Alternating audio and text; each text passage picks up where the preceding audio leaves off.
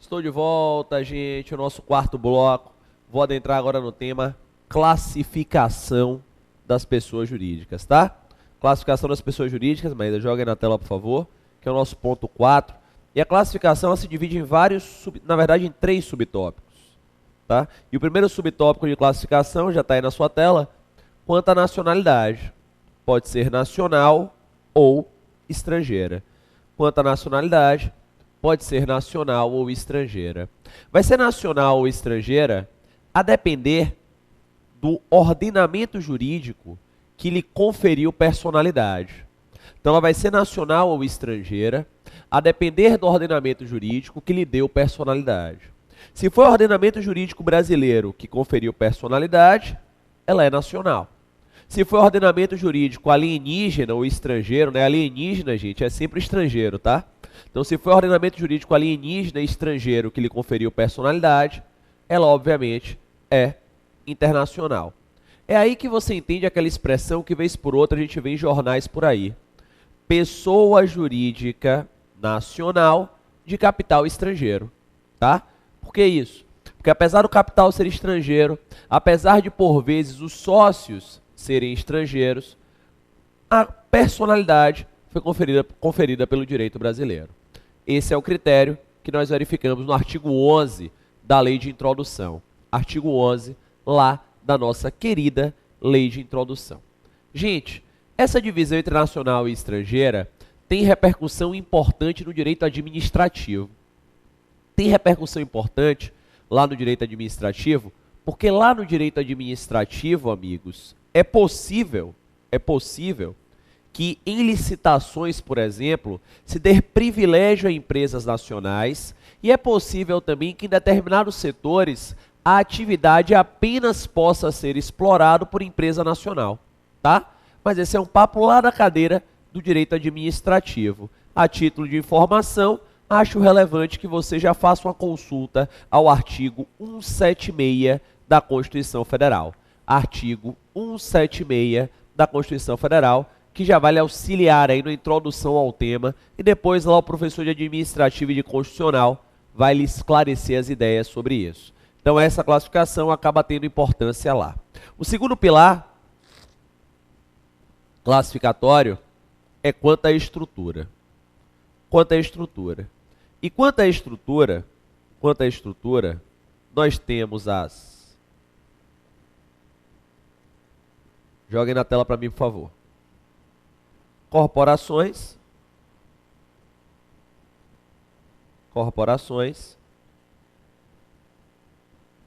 que podem ser sociedades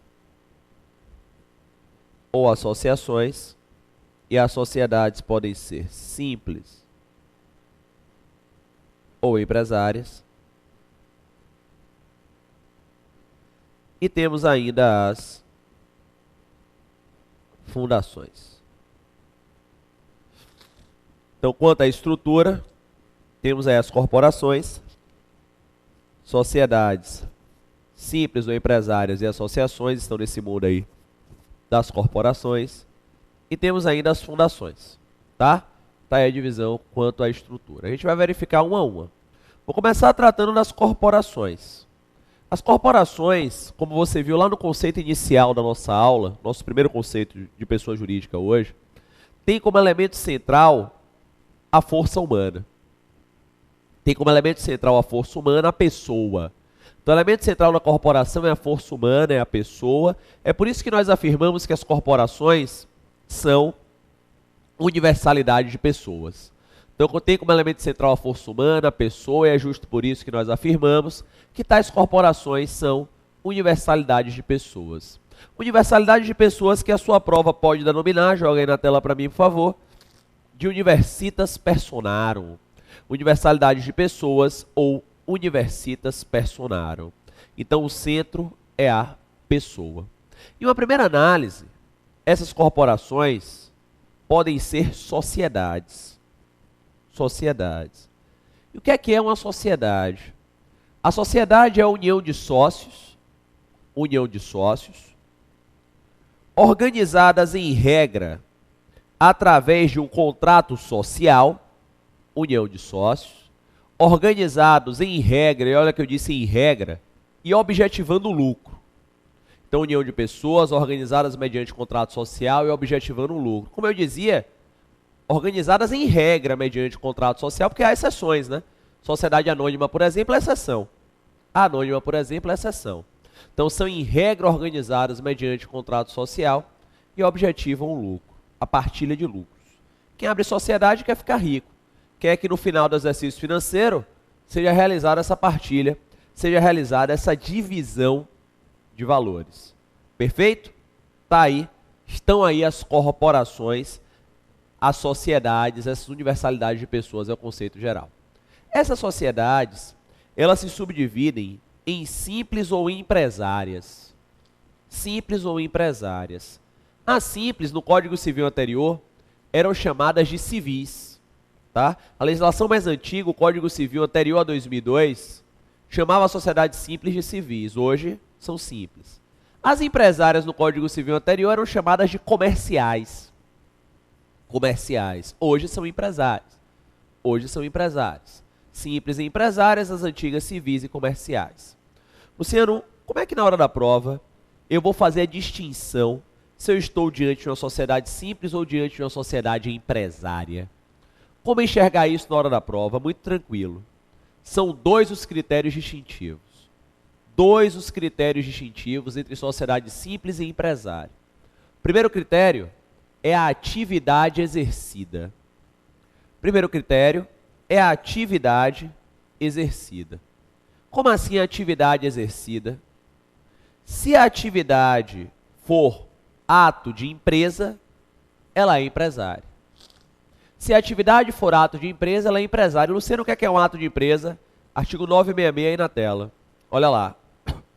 Considera-se empresário quem exerce profissionalmente atividade econômica organizada para a produção ou circulação de bens ou de serviços. Pronto.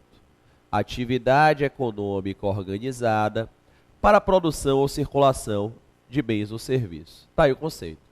Se tem esse objeto, é empresária. A simples é aquela que tem por objeto prestação de serviço. Tá?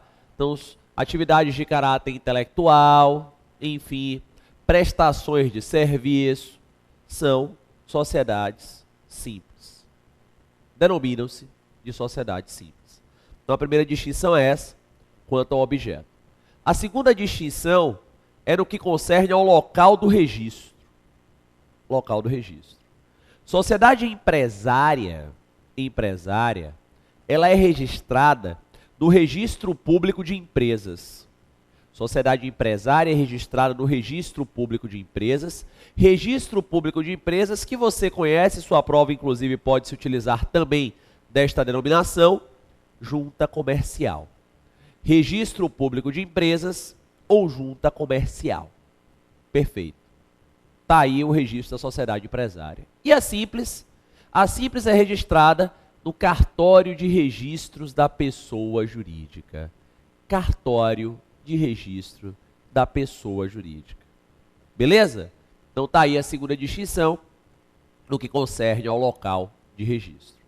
Fiquem atentos, porque o artigo 982 do Código Civil, 982, afirma que sociedade por ações é sempre empresária.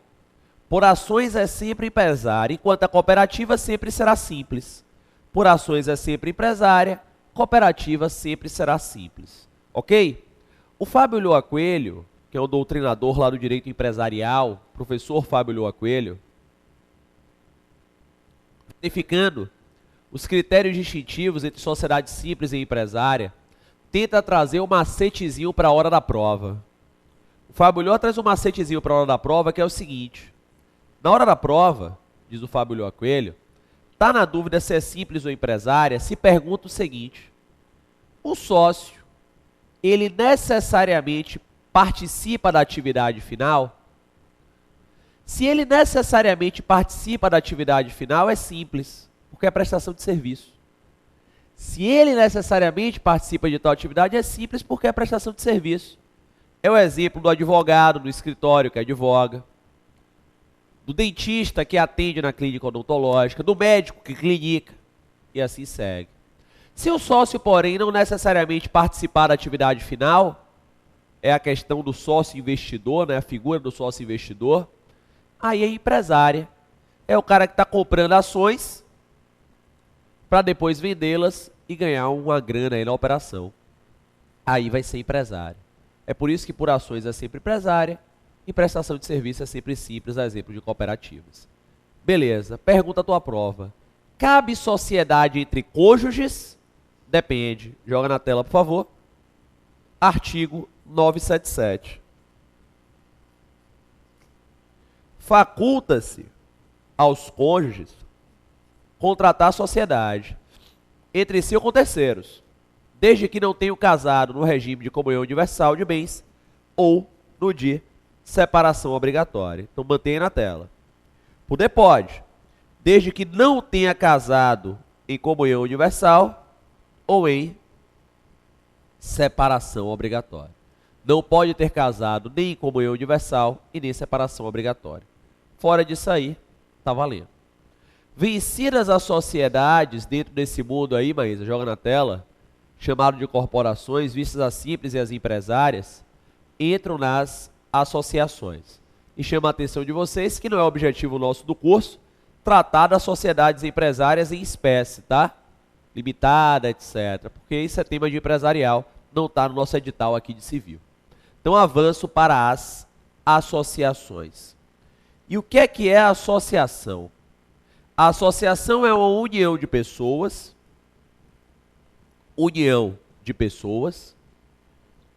organizadas através de um estatuto, da união de pessoas, organizadas através de um estatuto e objetivando uma finalidade ideal. União de pessoas organizadas através de estatuto, objetivando uma finalidade ideal. Artigo 53 do Código Civil. 53 do Código Civil. Luciano, o que é uma finalidade ideal? Uma finalidade ideal é uma finalidade não lucrativa. Finalidade ideal é uma finalidade não lucrativa, tá? Então, exemplo clássico de associação, associação de moradores. A finalidade é ideal, a finalidade é não lucrativa. Toma cuidado agora. Tem uma finalidade não lucrativa, quer significar, Luciano, que não pode dar lucro?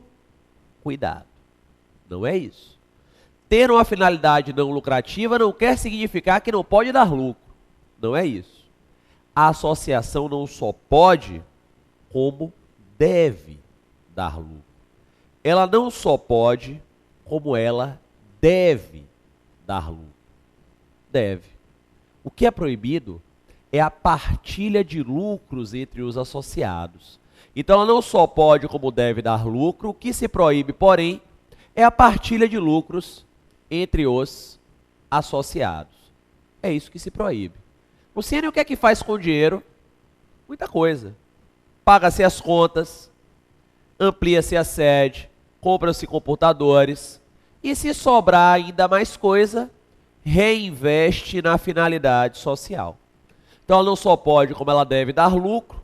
O lucro serve para pagar as contas da pessoa jurídica, a pessoa jurídica tem conta a pagar e ser reinvestido na finalidade social. É isso que deve ser feito. Na associação, os associados, em regra, têm direitos e deveres iguais. Direitos e deveres iguais perante a associação. Direitos e deveres iguais perante a associação.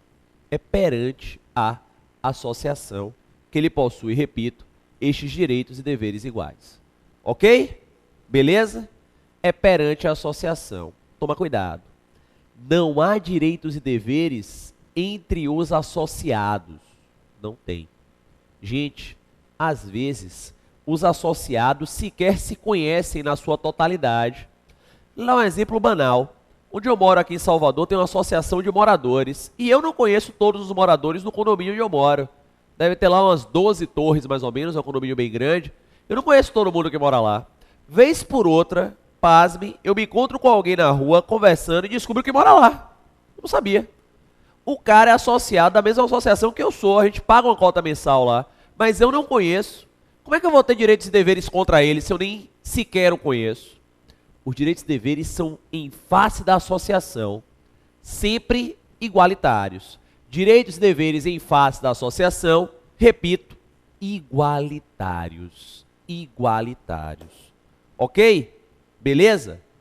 Todavia, diz o artigo 55, é plenamente possível, afirma o artigo 55, que a associação, mediante o seu estatuto, traga categorias especiais.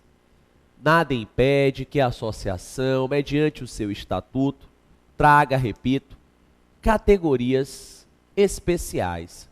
Associados com direitos especiais, sempre tem a galera da diretoria, né? Claro, o cara que trabalha mais, se dedica mais, etc. E é justo que esse cara seja beneficiado de alguma forma com direitos especiais. Mas, em tese, os direitos são iguais. A associação, ela vai ser formada por um conselho deliberativo, um conselho fiscal, conselho deliberativo, conselho fiscal, uma presidência, conselho deliberativo, conselho fiscal, uma presidência e uma assembleia geral de associados. Conselho deliberativo, fiscal, presidência e assembleia geral de associados. Toma cuidado.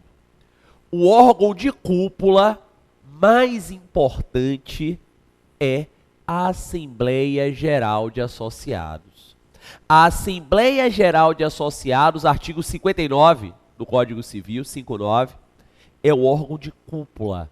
É o órgão mais importante. É o órgão que tem as principais competências. Está lá no artigo 59. Órgão de cúpula mais importante que possui as principais competências. Tanto é assim que o artigo 57 do Código, joga na tela para mim, por favor, permite a esse órgão, inclusive, a exclusão do associado. A exclusão do associado, desde que haja justa causa e um procedimento que assegure o direito de defesa e recurso, nos termos do Estatuto. Então é plenamente possível a exclusão do associado, desde que com justa causa, justo motivo, e assegurado direito de defesa, enfim, segundo o Estatuto. Beleza? Gente, o Estatuto da Associação vai ter os requisitos designados no artigo 54, tá? E os requisitos são muito parecidos com aqueles do 46, que eu li há tempos atrás, no que diz respeito ao registro da pessoa jurídica. Então não vou fazer a leitura de novo para não ficar repetitivo. São requisitos bem próximos, está aí no teu material de apoio, basta que vocês deem uma conferida. Pergunta final sobre a associação é o seguinte: o que acontece na hipótese de extinção da associação com o patrimônio da associação? Qual é o destino do patrimônio na hipótese de sua extinção? Artigo 61. Está aí na tela.